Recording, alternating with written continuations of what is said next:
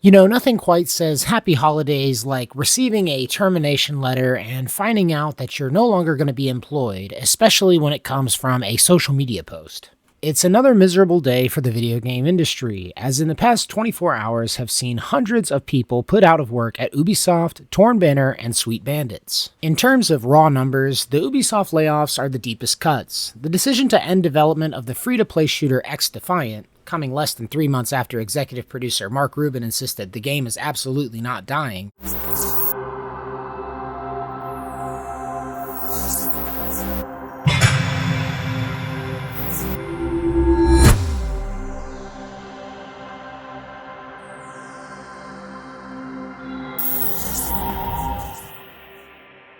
Hello fellow travelers and welcome to the Hard Light Network. Alrighty guys, today we are covering the yearly game industry layoffs as Ubisoft and two smaller companies get rid of nearly 300 employees just weeks before Christmas. Nothing quite says happy holidays like receiving a termination letter and finding out that you're no longer going to be employed, especially when it comes from a social media post. As you can imagine, it's a pretty rough time for those working in this industry, but it's not like this comes out of nowhere, as this is now a years-long trend with the gaming industry. We've got a little bit of a shorter video today, guys, as we're going to be covering a small article talking about the situation in particular, but I've got my own speculations on why this has been affecting the industry particularly bad over the last few years. But of course, before we get into it, guys, please do not forget to hit that like button, comment down below with your thoughts, and hit that subscribe button so you don't miss out on any gaming news coming up in the future. Of course, if you also want to go that extra mile, there is a super thanks option down below, but without any further ado, let's get into this article. Today's article comes to us from PC Gamer and is entitled, "More than 300 game developers lost their jobs in one day, just 3 weeks before Christmas." And it goes on to state, "It's another miserable day for the video game industry, as in the past 24 hours have seen hundreds of people put out of work at Ubisoft, Torn Banner, and Sweet Bandits." In terms of raw numbers, the Ubisoft layoffs are the deepest cuts. The decision to end development of the free-to-play shooter X-Defiant, coming less than 3 months after executive producer Mark Rubin insisted the game is absolutely not dying, so that was a fucking lie, means the closure of Ubisoft's San Francisco and Osaka studios, although Ubisoft's San Francisco's business office remains open, and a ramp down of the company's studio in Sydney. A total of 277 people are expected to lose their jobs, 143 from the San Francisco studio, and another 134 likely to depart from Osaka and Sydney. To tell you the truth, guys, I'm not super broken up about the loss of X-Defiant myself. As cool as the gimmick would have been, and as much as it sucks that these people have lost their job, I really don't think that Watch Dogs v Splinter Cell v Rainbow Six Siege was enough to carry this game through to success. To be fair, on its own, I'm sure it would have been a passable first-person shooter, but these delusions from the developers talking about it competing with Call of Duty in any serious way are kind of goofy. There's no way you're going to convince me that hardcore Call of Duty players are going to make the switch over to X-Defiant just because you can play as factions inspired by other Ubisoft IPs. And to tell you the absolute truth, taking the Call of Duty killer approach is really just signing the death warrant for your own game. At this point in game history, FPS developers are probably going to be better off creating a unique experience rather than trying to compete with Call of Duty's market share.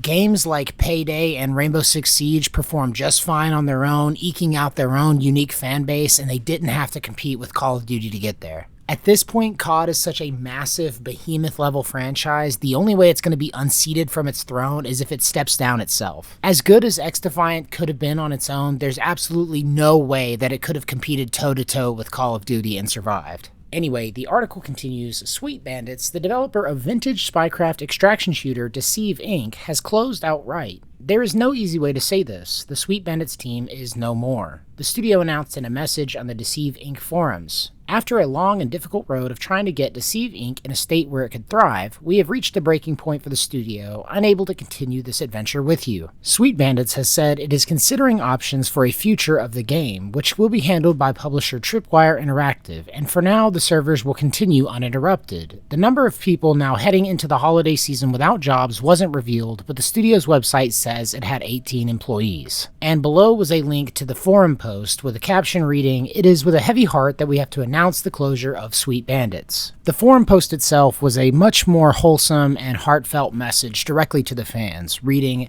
Agents, I come today with heartbreaking news that we must share with the entirety of the Deceive Inc. community. There is no easy way to say this. The Sweet Bandits team is no more. After a long and difficult road of trying to get Deceive Inc. in a state where it could thrive, we have reached the breaking point for the studio, unable to continue this adventure with you. While this is a moment of great sadness for us, we are happy to have been given the chance to create this universe and share it all with you. We were amazed by the passion of this community, and this has been a driving force for us all along, pushing us to try and make this project reach the potential it has. We put our heart and soul into this game, and nothing makes us happier than seeing it resonate with other people across the world. The path ahead is currently being charted by our partners at Tripwire Interactive. We are considering options with the goal of maintaining the game that we all love. We will share news with everyone once we have more details. In the meantime, servers and game access will continue as they have been. To close things off, I want to thank you all personally, not as Sweet Bandits, but as myself. I'm so grateful for everything this community has done, and I am deeply saddened that this is how it ends. Please keep the flame going, make Deceive Inc. yours, continue to share your art and stories. This is your universe now and forever. With much love and a heavy heart,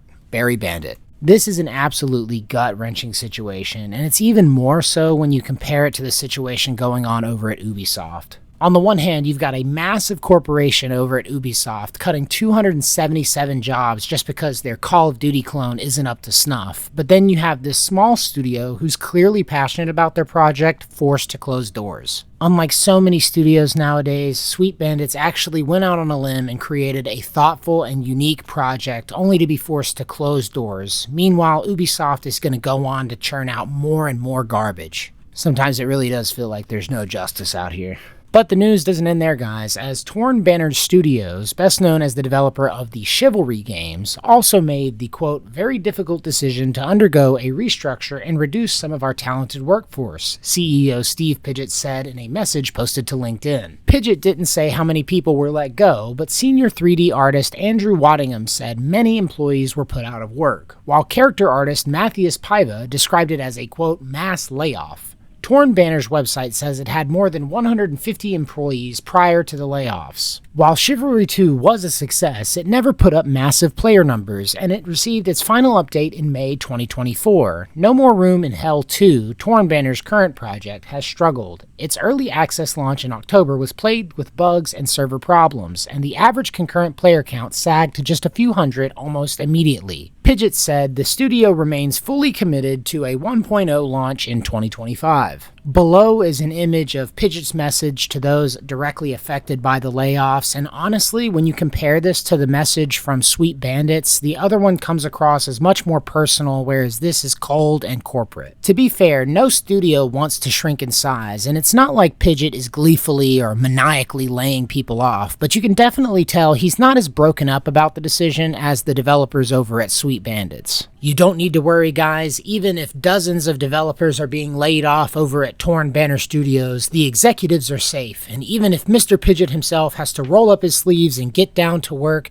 there's going to be a 1.0 release of No More Room in Hell 2. But just to finish off this article, guys, quote, these layoffs are the latest in a decimation of the video game industry that's been ongoing for the past 2 years. 2023 was a brutal year for layoffs, and 2024 has been even worse. According to the public Game Industry Layoffs Tracker hosted by Obsidian Publishing, which estimates that 14,000 people have been put out of work so far, the timing of these latest cuts is especially ugly, coming just weeks before the holiday season, but it's far from a sudden uptick. November saw layoffs at studios including Thunderful, Humanoid Origin, Reflector Entertainment, and Worlds Untold. Like the article said, it's been a pretty rough last few years for the video games industry at large, but I honestly want to end this video with some speculations of my own. And to tell you the truth, there's one simple reason why I'm not exactly particularly surprised about the mass layoffs that have been hitting the industry over these few years. Of course, I'm not on the books for these companies, and I have absolutely no idea what's going on behind closed doors, but my speculation is that this is a natural response to the industry bloat caused by all of the stimulus money from 2020. From 2020 to 2022, these tech-adjacent companies received millions of dollars in government funding, and it seems to me like they overhired in order to match those numbers. To be completely clear with you guys, I am not accusing any of these companies of anything fraudulent or shisty, but I do believe that all of that money could have been handled irresponsibly. We all know somebody who received that stimmy check and blew it on ridiculous nonsense, and it's no different for these massive companies. Like I said before, I believe that they simply overhired a bunch of people in order to meet goals within the company, and then when profit margins returned back to normal, they simply couldn't afford to keep all of these people on the books. And while I don't think that's necessarily the case for these smaller companies like Sweet Bandits, I definitely believe that to be true of these bigger companies like Ubisoft. But that's probably going to do it for this video, guys. What do you think of these massive industry layoffs? Do you have any sort of theories on what is causing them over the past few years? To tell you the truth, I really feel like my stimmy money theory is pretty strong. Regardless, let me know what you think down in the comments, and do not forget to hit that subscribe button so you don't miss out on any further gaming news I've got coming out for you guys. But it's not all doom and gloom, guys, because even though I'm certain that we're going to see a couple more years of layoffs in the industry, it will hit an equilibrium at some point and there will be more growth. But as always, thank you guys for watching. If you liked the video, leave a like, and until next time, love you guys, safe travels.